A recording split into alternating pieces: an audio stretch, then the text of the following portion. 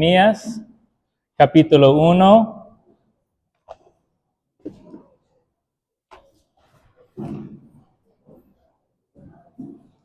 Y vamos a leer todo el capítulo de Jeremías 1.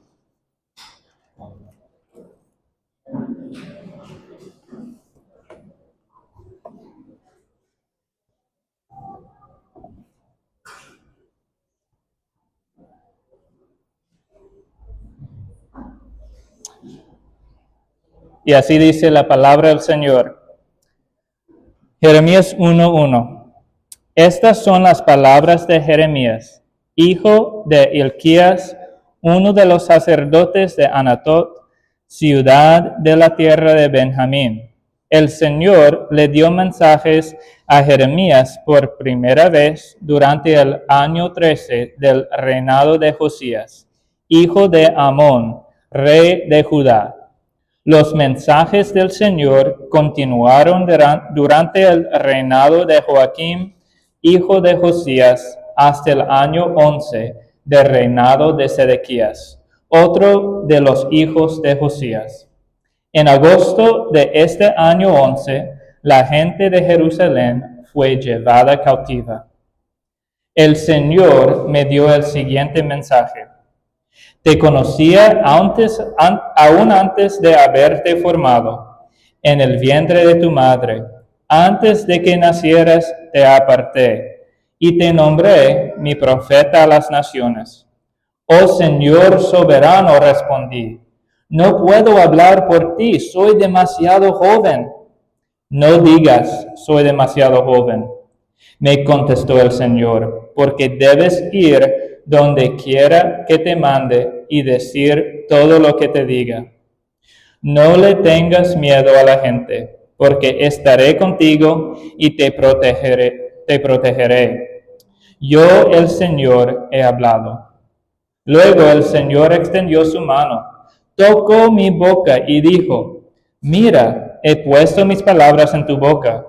Hoy te doy autoridad para que hagas frente a las naciones y reinos, y algunos deberás desarraigar, derribar, destruir y derrocar, y a otros deberás edificar y plantar. Después el Señor me dijo, observa, Jeremías, ¿qué es lo que ves? Veo una rama de almendro, contesté. Así es, dijo el Señor. Y esto significa que yo estoy vigilando y ciertamente llevaré a cabo todos mis planes. Después el Señor me habló nuevamente. ¿Qué es lo que ves ahora? Me preguntó. Veo una olla de agua hirviendo que se derrama desde el norte, contesté. Sí, dijo el Señor, porque el terror del norte hervirá y se derramará sobre la gente de esa tierra. Escucha, estoy llamando a los ejércitos de los reinos del norte para que vengan a Jerusalén. Yo, el Señor, he hablado. Establecerán sus tronos a las puertas de la ciudad, atacarán los muros de Jerusalén y a todos los demás ciudades de Judá. Pronunciaré juicio contra mi pueblo a causa de toda su maldad, por haberme abandonado y por quemar incienso a otros dioses. Si ellos rinden culto a ídolos que hicieron con sus propias manos, levántate y prepárate para entrar en acción. Ve y diles todo lo que te ordene decir. No les tengas miedo, o haré que parezcas un necio delante de ellos.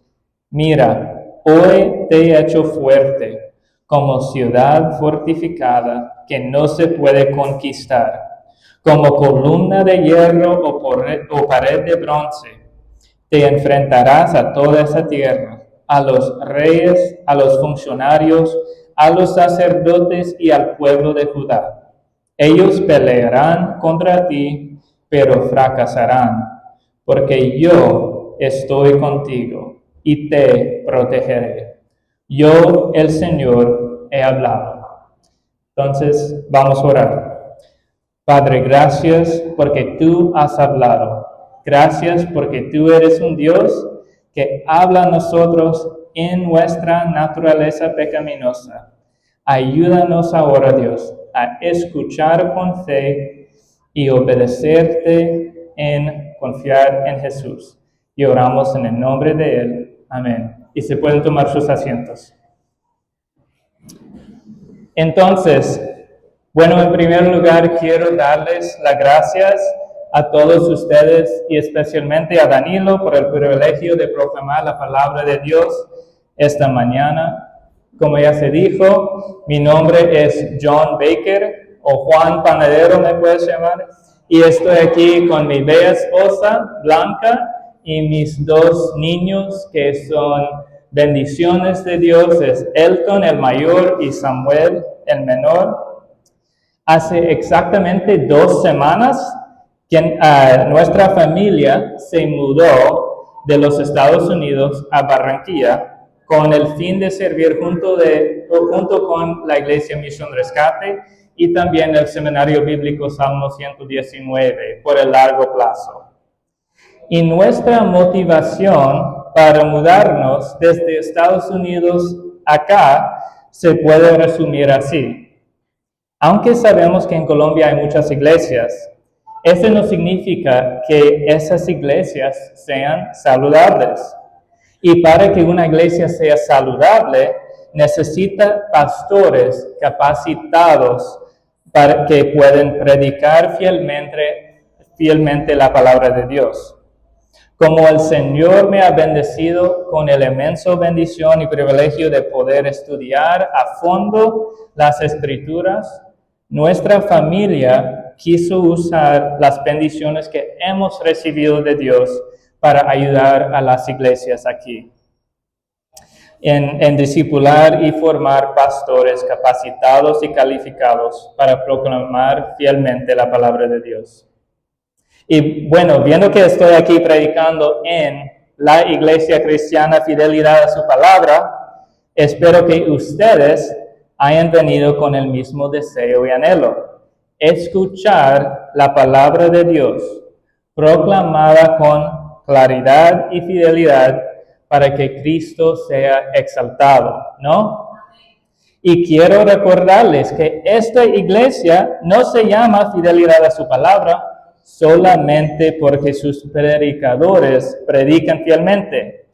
La fidelidad a la palabra es tanto la responsabilidad de los miembros de la iglesia como de los predicadores de la iglesia.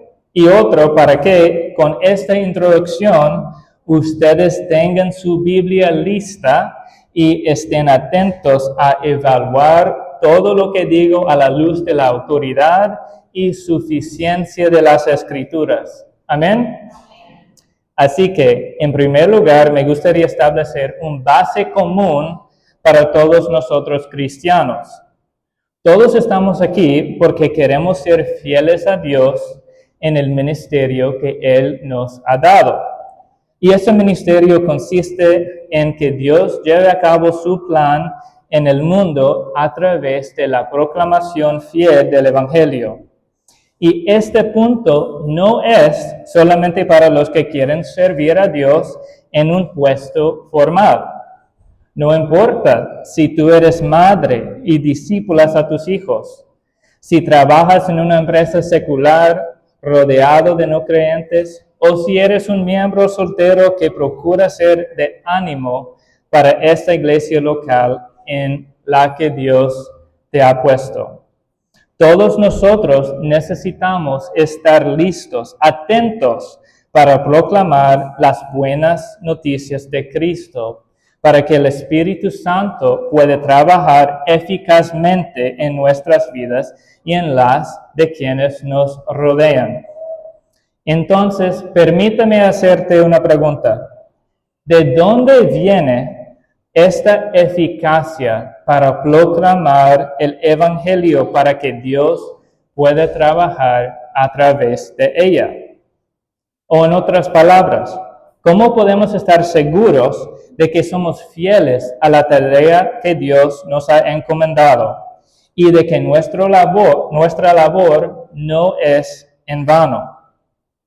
En los próximos minutos me gustaría compartir 3 verdades de Jeremías 1 sobre la eficacia de la palabra de Dios y cómo se debería darnos confianza en nuestra búsqueda de cualquier tarea que Dios haya puesto ante nosotros. Y si están tomando notas en esta mañana, aquí están nuestros encabezados principales mientras estudiamos Jeremías. La palabra de Dios es eficaz. Primero, porque obra en tiempos de reforma y también en tiempos de rechazo. Segundo, porque su poder proviene del Dios que vela por ella y no del mensajero que la proclama. Tercero, porque cumple su propósito aun cuando el mensaje trae juicio. ¿Están conmigo? Entonces comenzamos con nuestro primer punto. La palabra de Dios es eficaz porque obra en tiempos de reforma y también en tiempos de rechazo. Y podemos ver este punto en los primeros 3 versículos. Ahora bien, si usted no está muy familiarizado con el libro de Jeremías, no se preocupe. Afortunadamente, en los primeros 3 versículos, Jeremías nos ofrece un resumen muy útil de las circunstancias históricas que rodean su profecía. Este libro fue escrito entre finales del siglo VII y los principios del siglo VI a.C., lo cual significa que Jeremías ministró entre muchos cambios políticos en el mundo de Judá. Y como vemos en el versículo 2, Jeremías recibió por primera vez este mensaje en el año 13 del reinado de Josías, que habría sido alrededor de 627 a.C. A continuación, se nos da útil explicación de los distintos reyes que reinaban en la época del ministerio de Jeremías. En primer lugar, ministró bajo Josías, que, como recuerden, es uno de los reyes más fieles de Judá. En 2 Reyes 22, vamos a ver en el libro, vamos a ver cómo encuentra la ley escondido en el templo. Y vamos a leer cómo reaccionó Josías cuando encontraron esta ley. Y miren cómo respondió. Y voy a leer en 2 Reyes 22, versículos 16 a 20. Esto dice el Señor: traeré desastre sobre esta ciudad y sobre sus habitantes. Todas las palabras escritas en el rollo que el rey de Judá leyó se cumplirán. Pues los de mi pueblo me han abandonado y han ofrecido sacrificios a dioses paganos. Estoy muy enojado con ellos por todo lo que han hecho. Mi enojo arderá contra este lugar y no se apagará. Vayan a ver al rey de Judá, quien los envió a buscar al Señor, y díganle: esto dice el Señor, Dios de Israel, acerca del mensaje que acabas de escuchar. Estabas apenado y te humillaste ante el Señor al oír lo que yo pronuncié contra esta ciudad y sus habitantes, que esta tierra sería maldita y quedaría desolada. Y vamos a ver, ese es como respondió Josías. Rascaste tu ropa en señal de desesperación y lloraste delante de mí arrepentido. Ciertamente te escuché, dice el Señor. Por esto no enviaré el desastre que he prometido hasta después de que hayas muerto y seas enterrado en paz. Tú no llegarás a ver la calamidad que traeré sobre esta ciudad. En respuesta a la pecaminosidad del pueblo de Israel, Josías se rascó las vestiduras y resolvió obedecer los mandamientos del Señor. La destrucción inminente sobre el pueblo se retrasó y la nación se comprometió a obedecer y glorificar el Señor juntos. Qué gracia maravillosa de nuestro Señor, ¿cierto? Así que permíteme preguntarte, ¿qué te parece vivir en Judá en la época de la reforma de Josías? Parece bien, ¿no? Claro que hay un gran juicio, pero la palabra de Dios se honra por fin. Sin embargo, esta no dura. El siguiente rey es Joaquín, y en Jeremías 36 tenemos una fuerte demostración de su actitud hacia la palabra del Señor.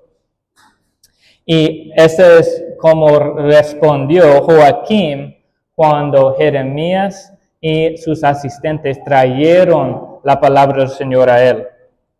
Cada vez que Yehudí terminaba de leer 3 o 4 columnas del rollo, el rey tomaba un cuchillo y cortaba esa sección del rollo. Luego lo lanzaba al fuego, sección por sección, hasta que quemó todo el rollo. Ni el rey ni sus asistentes mostraron ninguna señal de temor o arrepentimiento ante lo que habían oído. Esta imagen es terrible y impresionante, ¿no?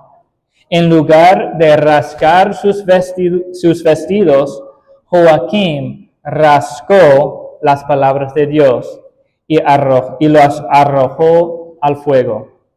Permíteme preguntarte, ¿bajo qué rey prefería servir como mensajero de la palabra de Dios? Claro que sí, sería mucho más motivador servir bajo el reinado de Josías. Pero ten cuidado con esta forma de pensamiento. ¿Quién inspiró el texto de la Torá que encontró Josías en el templo? Dios. ¿Y quién inspiró el texto de Jeremías que Joaquín quemó? Dios. Así es, hermanos. Y para los mensajeros de Dios, lo que importa es de quién viene nuestro mensaje, no la reacción a otros a ese mensaje. Considera a Jeremías. Dios le dio la misma palabra de juicio y arrepentimiento para ambas acusaciones. Y el último rey mencionado, Sedequías, su corazón también era perverso hacia el Señor y fue rey cuando Nabucodonosor asedió y destruyó Jerusalén. Sin embargo, durante este tiempo, Jeremías proclamó la palabra de juicio y de salvación que Dios le había dado. Entonces, ¿son ustedes parciales en la manera que deciden proclamar el Evangelio a los demás? Tal vez proclamar el Evangelio a sus hijos era fácil cuando eran pequeños, pero ahora que son grandes y adolescentes, ¿siguen siendo fieles a llamarlos a poner su fe en Jesús? Quizás ustedes trabajan en un ambiente rodeados de personas que dicen que son cristianos y se convencen de que no necesitan proclamarles a Cristo porque afirmen que ya creen. O tal vez fuiste muy fiel en estudiar la palabra de Dios con tu esposo o esposa cuando los tiempos eran difíciles. Pero ahora que la situación se ha vuelto más fácil, esta práctica ya no es una prioridad. Miren, deben saber que la eficacia de la palabra de Dios no depende del contexto en que se proclame. Es eficaz porque es la misma palabra de Dios mismo. Entonces, pasemos a nuestro segundo punto. La palabra de Dios es eficaz porque su poder proviene del Dios que vela por ella y no del mensajero que la proclama. En primer lugar, hay que señalar que el libro de Jeremías lo muestra como un profeta que fue fiel, aunque encontró mucha oposición. En otras palabras, Jeremías parece el profeta con menos éxito, ya que su mensaje incluía mucho juicio y dio lugar muy poco arrepentimiento de Israel. Sin embargo, eso no quiere decir que Jeremías fue un fracaso. En esta introducción, la llamada de Jeremías se confirma y también se alinea con otros 3 profetas famosos: Moisés, Samuel e Isaías. Miren otra vez el pasaje. Voy a leer de nuevo los versículos 4 al 9. El Señor me dio el siguiente mensaje: te conocía aún antes de haberte formado en el vientre de tu madre. Antes de que nacieras te aparté y te nombré mi profeta a las naciones. Oh soberano Señor, respondí, no puedo hablar por ti, soy demasiado joven. No digas, soy demasiado joven, me contestó el Señor, porque debes ir donde quiera que te mande y decir todo lo que diga. No le tengas miedo a la gente, porque estaré contigo y te protegeré. Yo, el Señor, he hablado. Luego el Señor extendió su mano, tocó mi boca y dijo, mira, he puesto mis palabras en tu boca. Piensa en la respuesta o reacción similar de Dios a Moisés y Jeremías. Moisés dijo en Éxodo 4:10, no puedo hablar. Dios le responde, ¿quién ha hecho tu boca? Entonces, ¿por qué debe hablar Moisés, aunque no era elocuente? Porque Dios es el Dios de la lengua. Entonces Jeremías dice, no puedo hablar porque soy joven. Dios le dice, te designé antes de formarte en el vientre. Dios también dio a Jeremías la misma seguridad que a Moisés. Estaría con él. Si estás tomando notas, compara más tarde Éxodo 3:12 con Jeremías 1:8.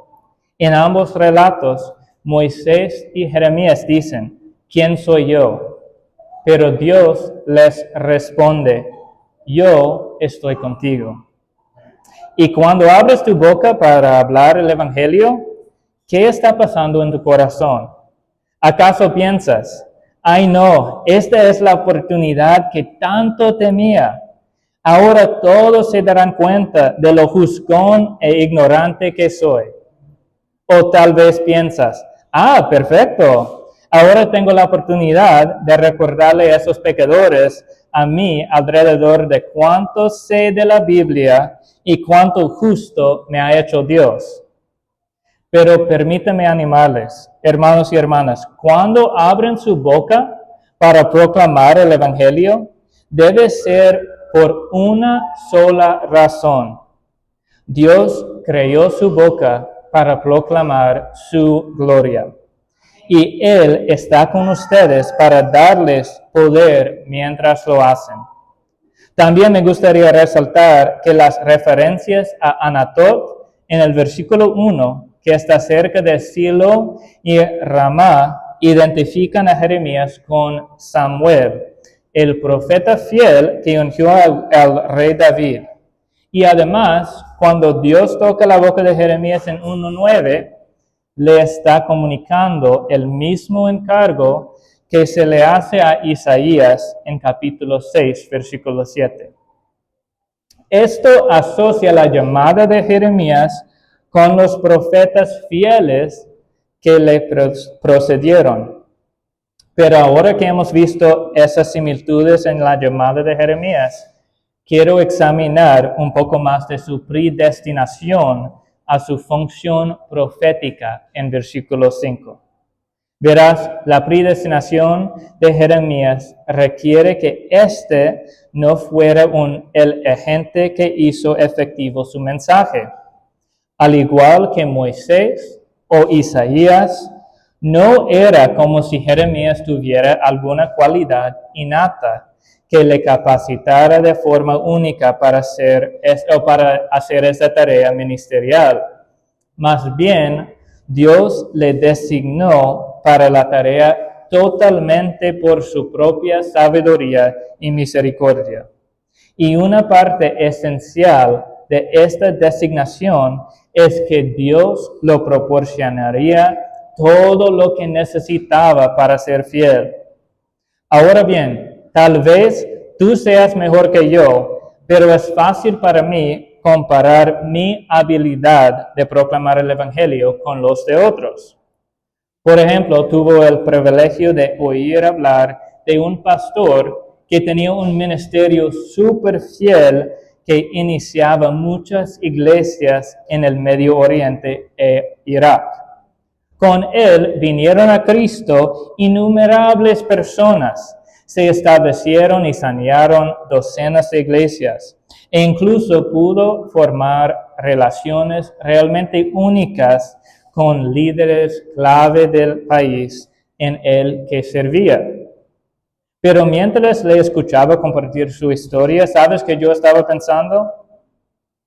Yo estaba pensando en dos cuestiones. Uno es, ¿cómo y dónde estudió la Biblia de esa manera para que pueda proclamar el Evangelio con tanta eficacia? Y segundo, ¿qué tipo de conexiones increíbles tenía le hacían ser la persona perfecta para servir en este ministerio? Verás, mi corazón pecaminoso tiende a fijarse en lo que este predicador hizo para aprovechar esas oportunidades y llevar a cabo estas tareas. Pero esta forma de pensar es totalmente antibíblica. Si creo que Dios designó a Jeremías como profeta desde el vientre de su madre, esto exige comprender que Jeremías no se ganó su eficacia como profeta. Dios fue quien preparó las circunstancias antes de su ministerio, durante su ministerio y los resultados de su ministerio. Entonces, ¿cómo debería cambiar esta forma que nos hemos visto, que nos vemos a nosotros mismos en el ministerio que Dios nos ha asignado? ¿Ordenó Dios las circunstancias de tu vida porque sabía que estarías profundamente dotado o con un talento único para desempeñar tu ministerio? ¿Qué piensan? No, Dios ha obrado en cada momento de tu vida conforme a su propósito. Desde antes de que nacieres, aunque no tenemos el mismo nombramiento de Jeremías, el mismo principio se aplica a nosotros. Dios es el que envía. Dios es el que da la poder. La fidelidad consiste en seguir al Señor y ser fieles al ministerio para que Él nos ha designado. También debo señalar que esto no presupone una llamada vocacional al ministerio, ni una sensación sobrenatural de que Dios te llama a una tarea concreta para el resto de tu vida. Esta confianza proviene de Dios y debería impulsarnos a tener la misma seguridad en proclamar el Evangelio a un compañero de trabajo, al predicar en una iglesia, al guiar a nuestra familia en adoración a Dios, o al discipular a un miembro de esta iglesia. En todas ocasiones, la eficacia no proviene de nuestros antecedentes o dones. La eficacia proviene de la providencia de Dios y de la palabra que nos ha confiado. Entonces, ¿cuál era el ministerio de Jeremías? Bueno, un resumen del mismo puede verse en versículo 10. Aquí vemos el mensaje de Jeremías va a ser profundamente de juicio sobre Israel. Sin embargo, hablará de restauración y esperanza para los exiliados de Judá. Ese era el mensaje que se le había encomendado. Pero si la confianza de Jeremías no debía encontrarse en sus propias capacidades, ¿dónde iba a encontrar la suficiente confianza para predicar ante la extrema oposición? Este se demuestra claramente en los versículos 10 a 12. Hoy te doy autoridad para que hagas frente a naciones y reinos.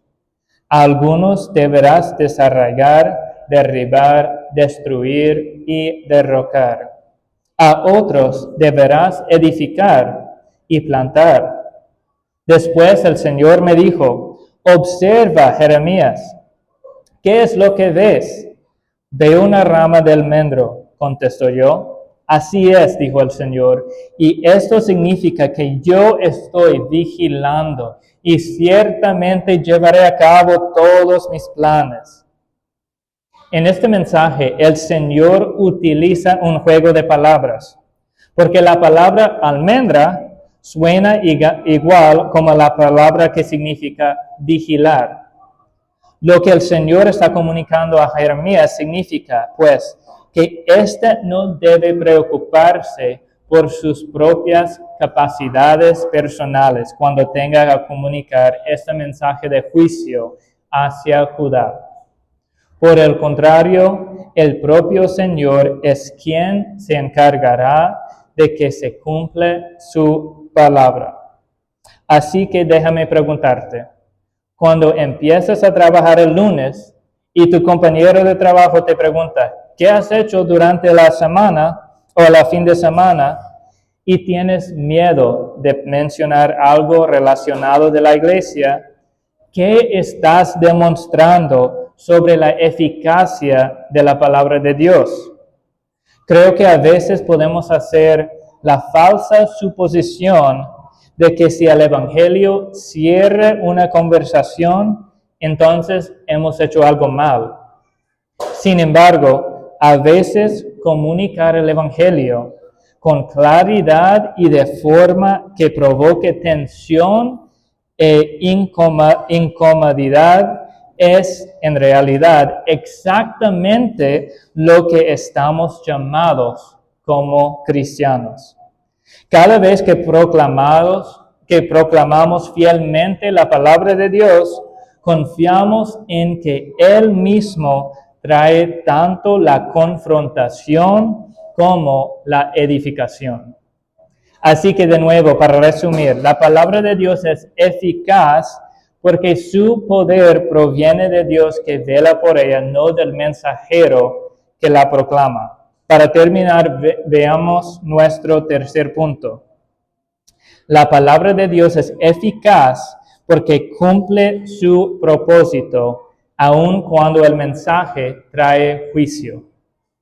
Me he referido un poco de eso antes, así que ese último punto sería más breve.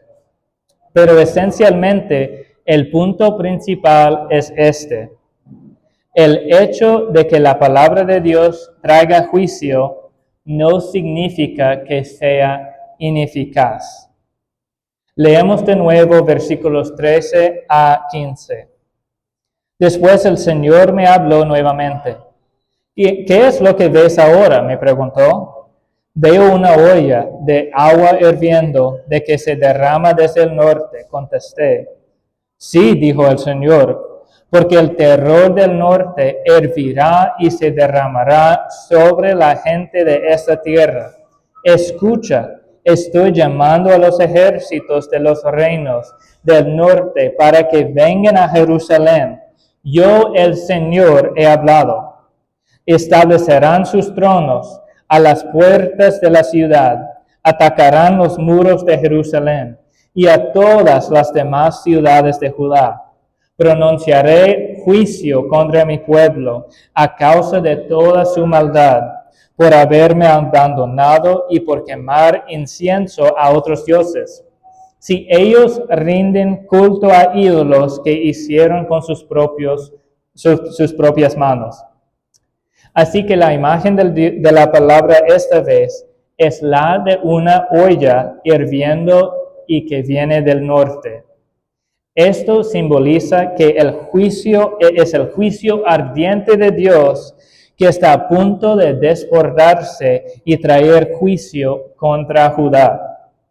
Por supuesto, siempre se aludió a Babilonia como el enemigo que viene por el norte, ya que esa era la forma en que Babilonia habría llegado para asediar a Israel.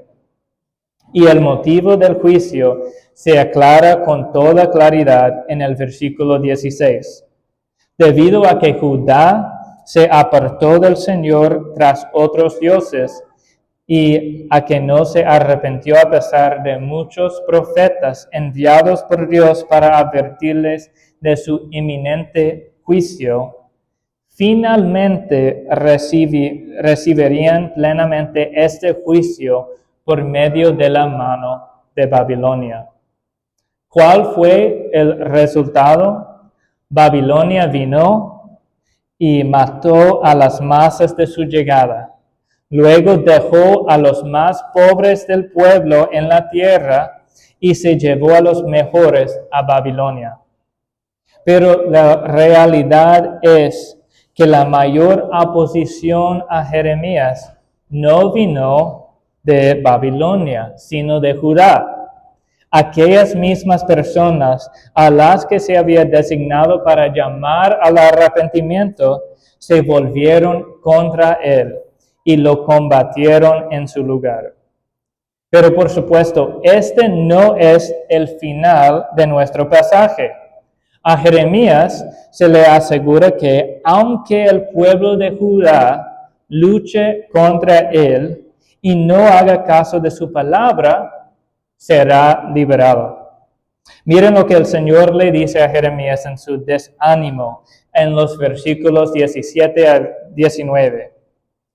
Levántate y prepárate para entrar en acción. Ve y diles todo lo que te ordene decir. No le tengas miedo, sino haré que parezcas un necio delante de ellos. Mira, hoy te he hecho fuerte como ciudad fortificada que no se puede conquistar, como columna de hierro o pared de bronce. Te enfrentarás contra toda esa tierra, contra los reyes, los funcionarios, los sacerdotes y el pueblo de Judá. Ellos pelearán contra ti, pero fracasarán, porque yo estoy contigo y te protegeré. Yo, el Señor, he hablado. La conclusión teológica de esos versículos es clara y simple. Dios puede llamar a su profeta para que predique juicio a su pueblo, llamándolo a retroceder en la obediencia sin que nunca regrese. Y aún así puede cumplir su propósito a través de salvación a través de este mismo profeta. ¿Qué significa esto para nosotros, los cristianos de hoy? El juicio forma parte del plan de Dios. Como cristianos, encontramos una alegría y una esperanza abrumadoras al saber que no seremos juzgados por nuestro pecado, porque Cristo pagó nuestra pena por nosotros en la cruz.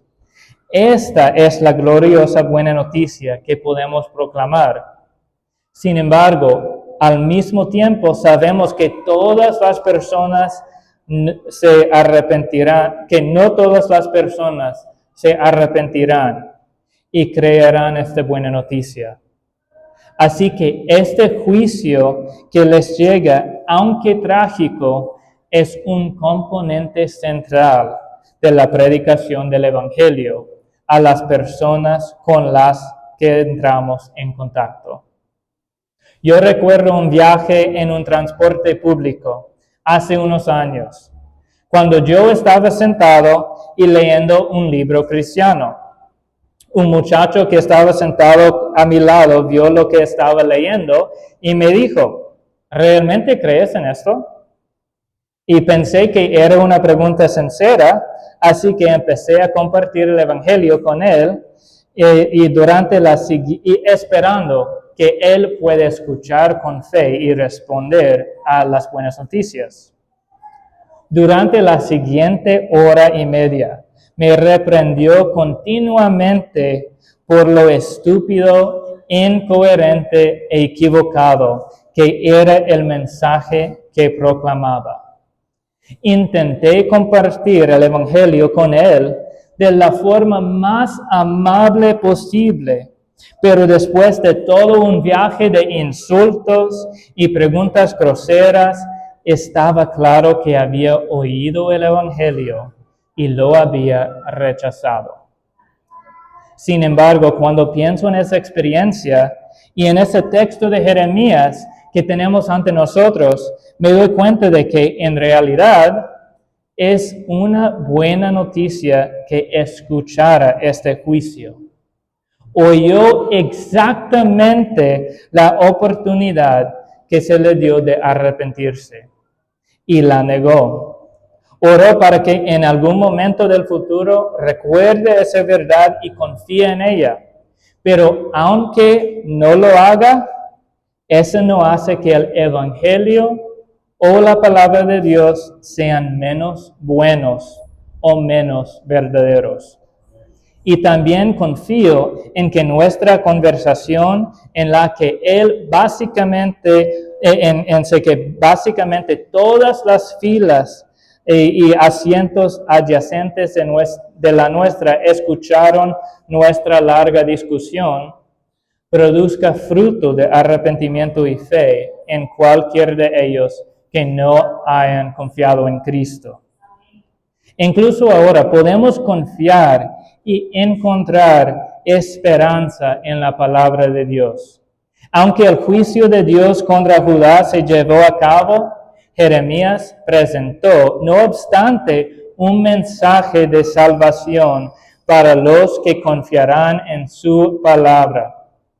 Y este mensaje de juicio y de misericordia y restauración es el mismo mensaje que tenemos el privilegio de proclamar a todos los que están en nuestras vidas. Que Dios no ha abandonado su pueblo, sino que ofrece nueva vida a todos los que se arrepienten de sus pecados y confían en la obra de Cristo en la cruz para su salvación. Entonces, bueno, oramos, hermanos. Padre, te damos gracias porque eres un Dios que habla y que nos ha hablado. Aunque somos pecadores y no tenemos derecho de recibir tu palabra, tú nos la has dado generosamente. Te pedimos, Señor, que nos ayudes a recibir tu palabra con fe y a proclamarla con obediencia. Te rogamos, Señor, que nos sostengas especialmente cuando tu palabra es rechazada. Oramos por aquellos, sobre todo los que están aquí hoy, que quizás no estén confiando únicamente en Jesús para su salvación. Te pedimos que en tu abundante bondad muestres la eficacia de tu palabra a través de su arrepentimiento y fe.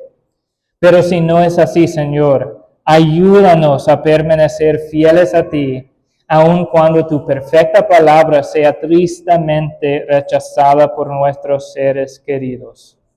Y sobre todo, ayúdanos a proclamar tu palabra con fidelidad para que Jesús recibe la gloria que merece.